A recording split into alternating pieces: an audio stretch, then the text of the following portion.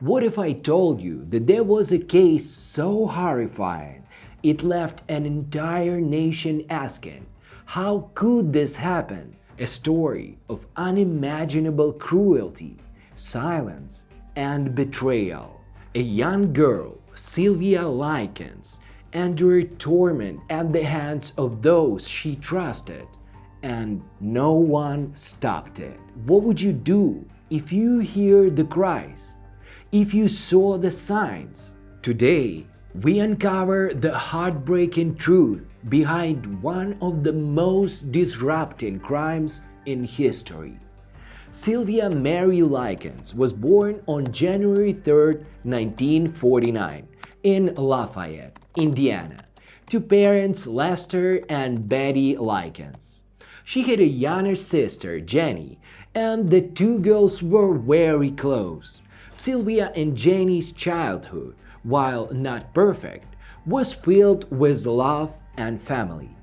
But when their parents, who struggled financially, were unable to care for these girls, Sylvia and Jenny were placed in the care of the woman named Gertrude Baniszewski in the summer of 1965. Sylvia and her sister Jenny had been living with their parents, who were carnival workers.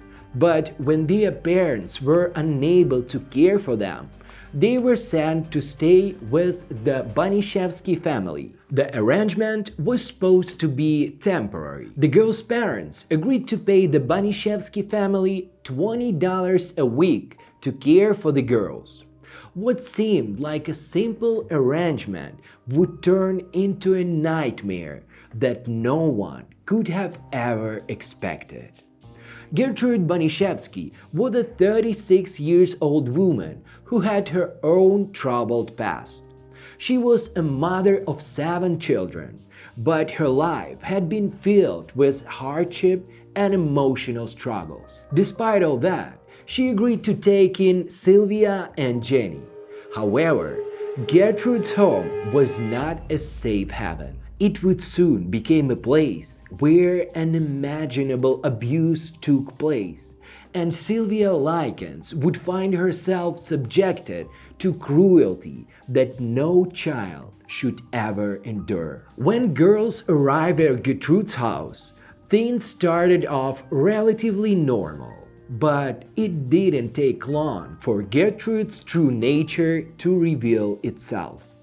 At first, Sylvia and Jenny were treated well, but over time, Gertrude's behavior began to change. She started to become more distant and cruel, and before long, she began to target Sylvia with emotional and physical abuse. The abuse would escalate quickly. It began with small things. Gertrude would betray Sylvia and call her names, telling her she was worthless. But it didn't stop just there. As time passed, the abuse became more extreme. Sylvia was slapped, beaten, and humiliated in front of the other children in the household. She was forced to do chores all day long, and if she didn't complete them to Gertrude's satisfaction, she would be punished. Gertrude's own children, most notably her elder daughter, Paula, took place in this abuse. It didn't take long for other children in the neighborhood to join in. She was locked in the basement for a long period, starved, and subjected to constant mental and physical torment. The things Sylvia endured over the next few months are truly beyond belief. But what's even more disturbing is that for weeks, no one did anything to stop this abuse. Neighbors saw the bruises, heard the cries, but many didn't intervene. It wasn't until it was too late that people began to realize the extent of the cruelty Sylvia was facing. What made matters even worse was the fact that Gertrude's convicted others to join in.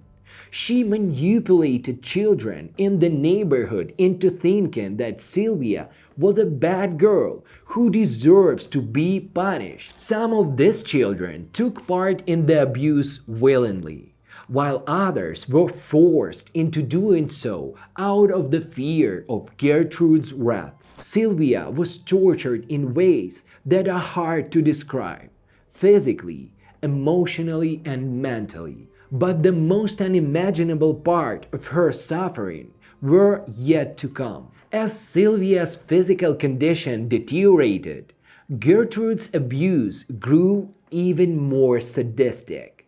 And yet, through all this, Sylvia never gave up hope. She still held on to the belief that someone would definitely save her. Tragically, that day would never come. In the final days of Sylvia's life, her health condition became worse severely. She was covered in cuts, bruises, and burns, and her body was so weak that she could barely move. Yet, despite all the abuse, Sylvia still held on, still clinging to life. On October 26, 1965, Sylvia Likens passed away from a combination of physical traumas and malnutrition. She was just 16 years old. What happened next is almost as tragic as Sylvia's death. Gertrude Baniszewski tried to cover up the crimes. She and her children made up a story about Sylvia falling down the stairs and injuring herself. But it didn't take long for authorities to realize the truth. Sylvia's body, covered in bruises, burns, and signs of extensive abuse, revealed a story of horror. Gertrude Baniszewski was arrested and charged with murder. She, along with her children and those who had participated in the abuse, were eventually brought to trial. The public outrage over Sylvia's death were overwhelming. People couldn't understand how a mother, someone who was supposed to protect her children, could commit such horrific acts of cruelty. At the trial, it was revealed that Gertrude Baniszewski's abuse wasn't just physical, it was emotional and psychological, as she systematically broke Lisa's spirit and manipulated others into doing the same. The other children involved in the abuse were also held accountable, although many of them were too young to fully understand the gravity of their actions at the same time. In 1971, Gertrude Baniszewski was convicted of first-degree murder and sentenced to life in prison. However, after serving just 20 years, she was released on parole in 1985.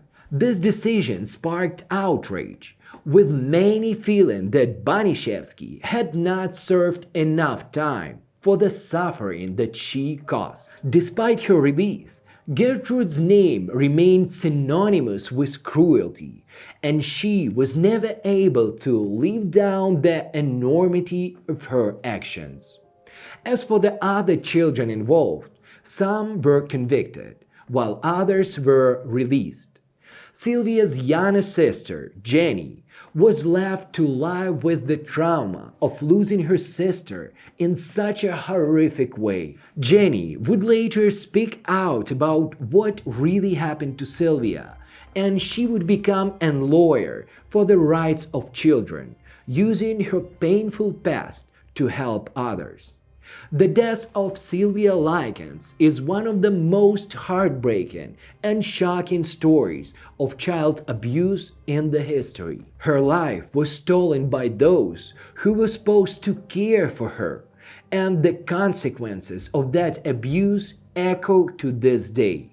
Sylvia's story serves as the powerful reminder of the importance of paying attention to signs of abuse and standing up when you see injustice.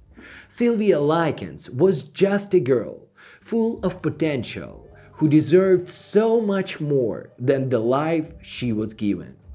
While justice was served, no punishment could ever truly make up for the pain she endured. Sylvia's story is a painful one, but it's a story that needs to be told so that we never forget the importance of protecting our most vulnerable.